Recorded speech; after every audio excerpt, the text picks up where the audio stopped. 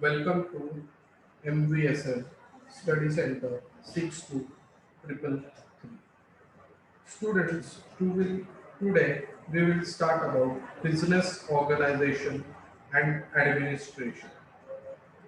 Book code for this is CON 212, Part 1, Unit 1, about commercial organization types.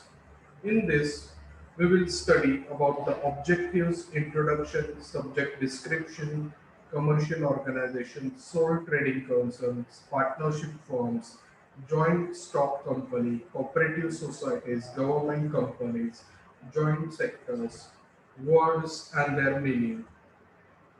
Then we will talk about the summary. After studying Unit 1, we will understand the meaning of the term commercial organization.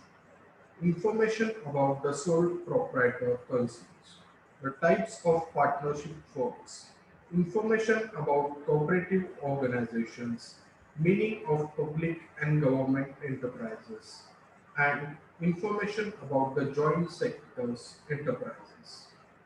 About the topic commercial organizations. The history of business organization is as old as history of human civilization. Man has begun trade right from the stage of his development. It was the nature of trade that deferred them. As humans developed, the format of trade and commerce changed. The exchange of goods began to take place with money as a medium of exchange. As trade developed and changed, the forms of business also changed. Instead of selling agriculture produce in its simple raw form, it was processed and sold and thus began business of agriculture. All the business operation took place manually till advent of the industrial revolution. Hence, these activities were conducted through small businesses, organizations like sole proprietor concerns. But after the Industrial Revolution, the whole scenario changed. Most of the production started with help of machines and thus to satisfy the new demands of production. Newer commercial organizations came into existence, like partnership firms, joint stock companies, and cooperative organizations. We will talk about the subject description. The type of commercial organization is determined as per the need of the business. If the business requires less capital investment and simple managerial skills, then a sole trading concern suits that business. If large scale capital investment is required and operations are complicated, then partnership firms, joint stocks companies, and cooperative organizations are more convenient. The form of commercial organization are as follows. In this, the first one is sole trading concerns or sole proprietorship. Second one is partnership firms. Third one is joint stock companies. And fourth one is cooperative organizations. We will talk about commercial organizations now.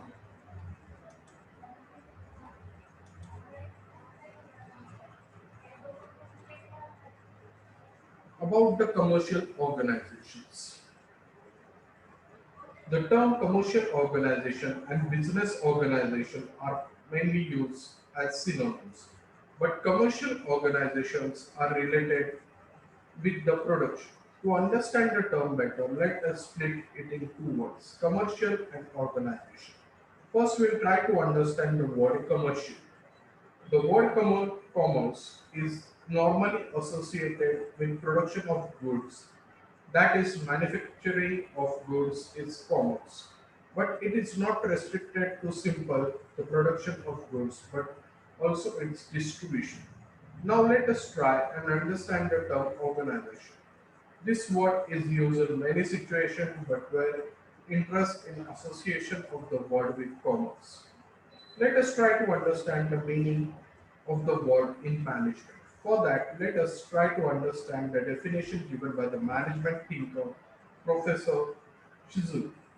Commercial organization is an association of all the factors of production, namely land, labor, capital, and enterprise. Definition says that assembling the various factors of production, namely land, labor, capital, and management, means commercial organization. Now we'll talk about the sole trading culture. Sole trading cultures or sole proprietorship has very old historical background.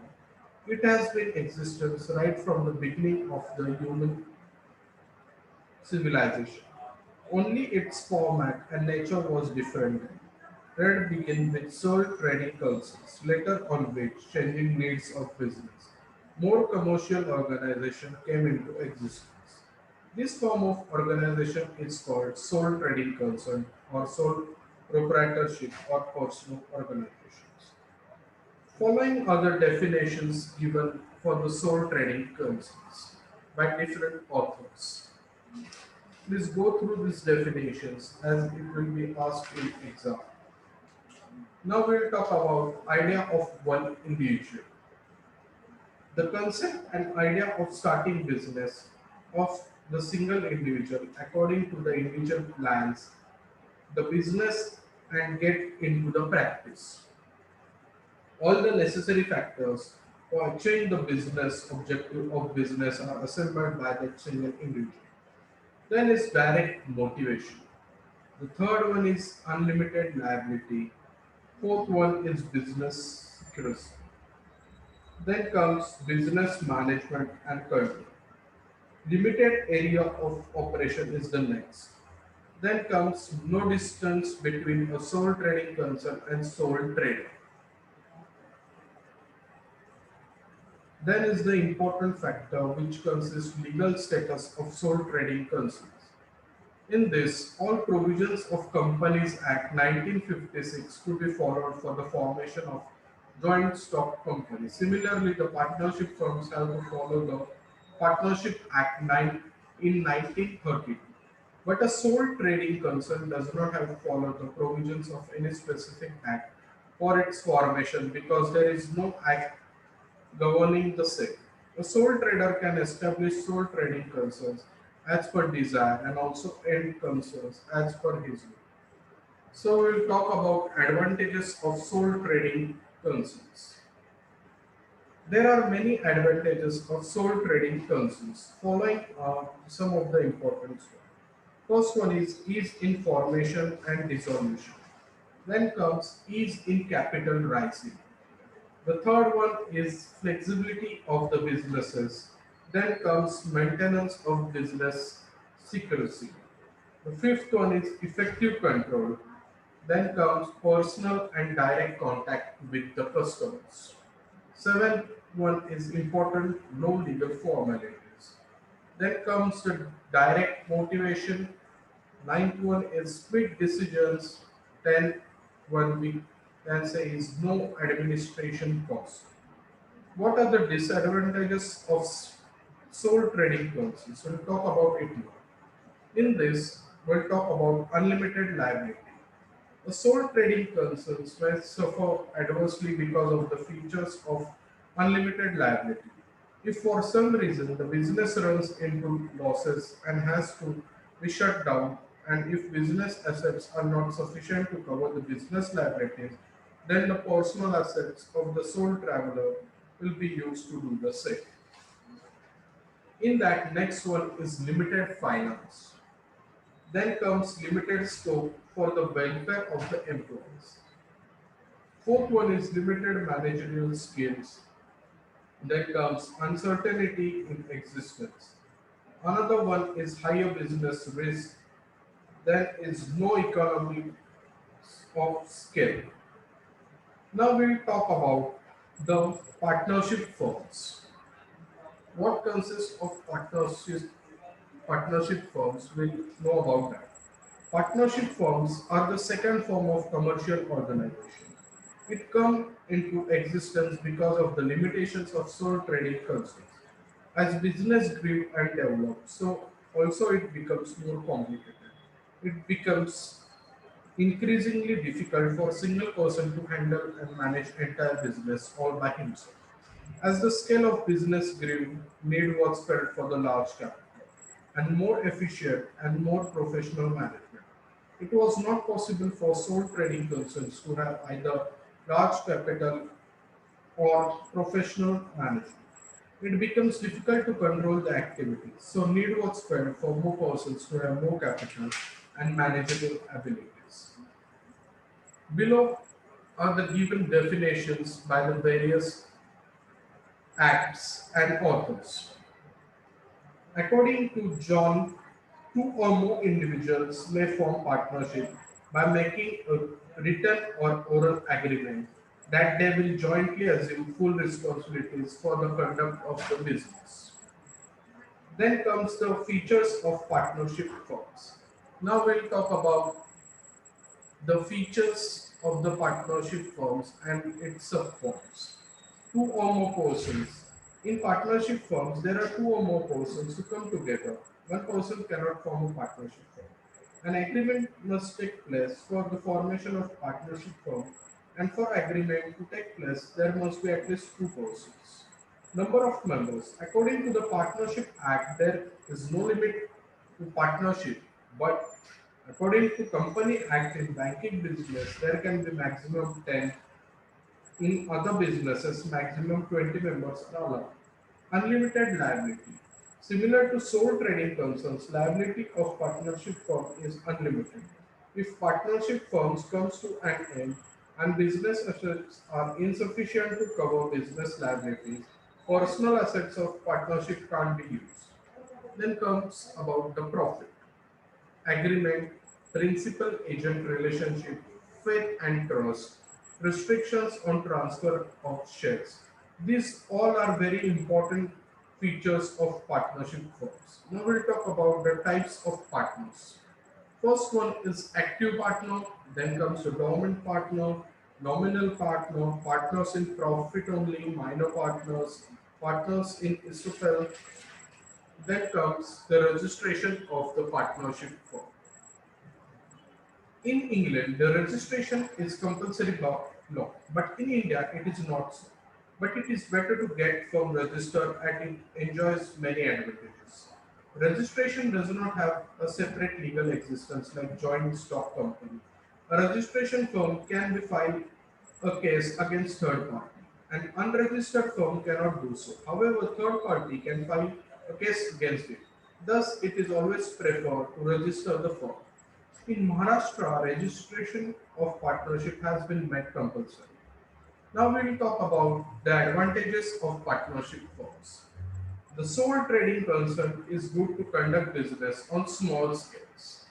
For the medium scale business, partnership is beneficial. Now we will talk about the advantages of partnership firm that are easy formation, quick decisions, secrecy, control, direct relationship between efforts and rewards, flexibility, sharing of the risk, managerial skills, easy evaluation. Now, as we see, there are pros and cons for everything. So now we'll talk about the disadvantages of the partnership firm. It is more advantageous to start a partnership in firm comparison to a sole trader. Modern business is comparative and complicated. Just there are advantages and disadvantages of the firms. The disadvantages are lack of stability. Partnership lacks stability. If partner dies, becomes insane or insolvent, the partnership is dissolved.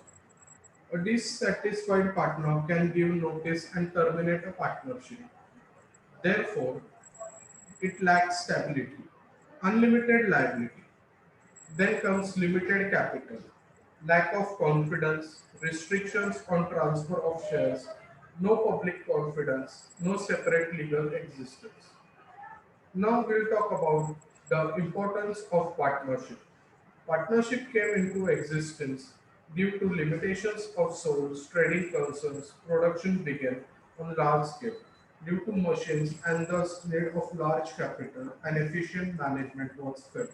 Sole trading concerns could not fulfill this. Therefore, partnership emerged. In this,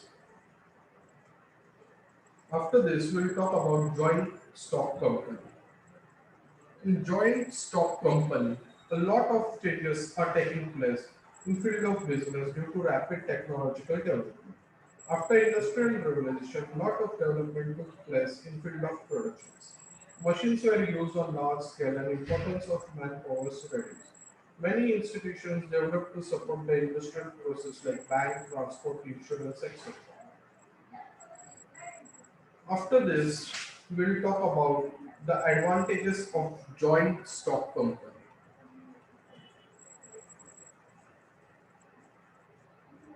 The advantages of joint stock company are large scale capital availability, limited liability, professional management, economies of large scale production, transfer of shares, diffusion of risk, democratic principle, less tax liability, public confidence, social welfare, and other things. Then comes the disadvantages of stock company. Complicated formulation, separation of ownership and management, government controls, gambling of the shares, lack of secrecy, delay in decision making, concentration of the wealth, not good relation all the time, suitable for some business, concentration of wealth. Now let's move to cooperative societies. We'll talk about the cooperative societies now. We have studied so far sole trading concerns, partnership, and joint stock company. Now let us study, students, about the cooperative organization.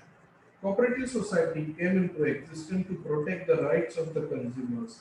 The main objectives of sole trading concern, partnership, and joint stock company is to earn profit as they may resort to consumer exploitation. But in case of cooperative society, the main objective is not just to earn profit but also to protect rights of the consumer. In a cooperative society, every individual right is protected. Thus, the rights of society are protected. Features of cooperative societies. In this, we can classify into following things. Voluntary membership, democratic management, service is the motto, distribution of surplus, cash sales, limited return on capital, government control, equality. Now we'll talk about the advantages of cooperatives. In this, the first factor is open membership.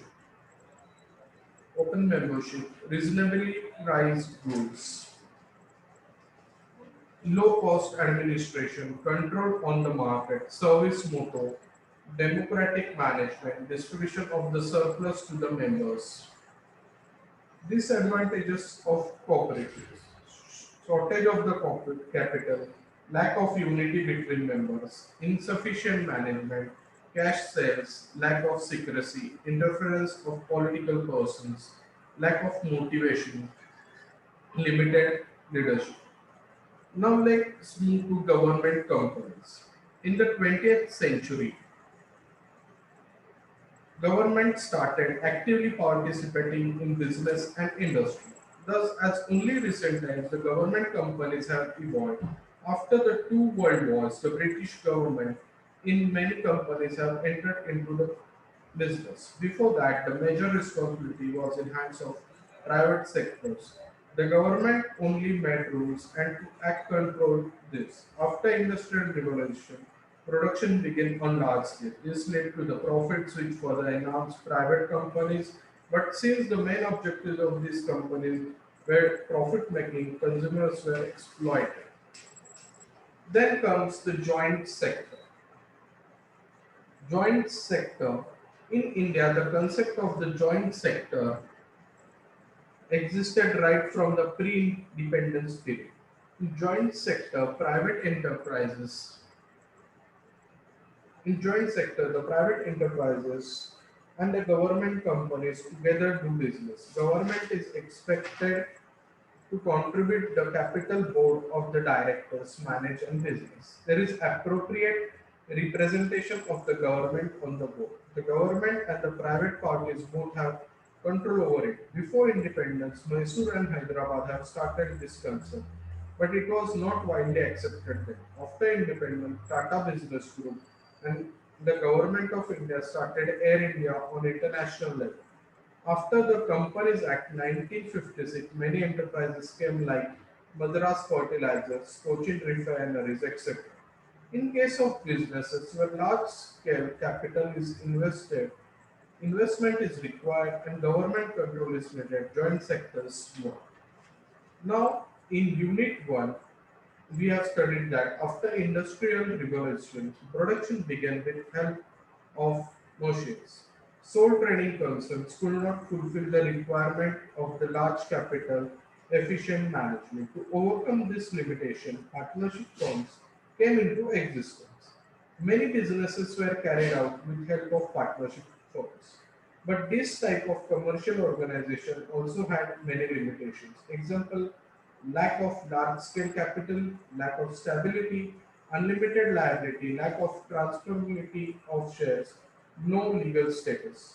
After use of machines in productions, large scale fixed and work capital was required. Thus, joint companies, stock companies emerged to fulfill the requirements of the large scale capital and efficient management. But all these commercial organizations, sole trading companies, had main objective of earning profit. This led to the exploitation of consumers, thus of rendering the services. In India, the cooperatives were received and well response, and they have helped in some progress of the country. Some businesses have to be conducted only by the government itself. In same way, government has also taken up business in collaboration with the enterprises. This is called the joint sector enterprises. So students, we have completed Unit 1 in this lecture. We'll talk about Unit 2, the process of industrialization and factors deciding the process in your next lecture, next week. Thank you, students.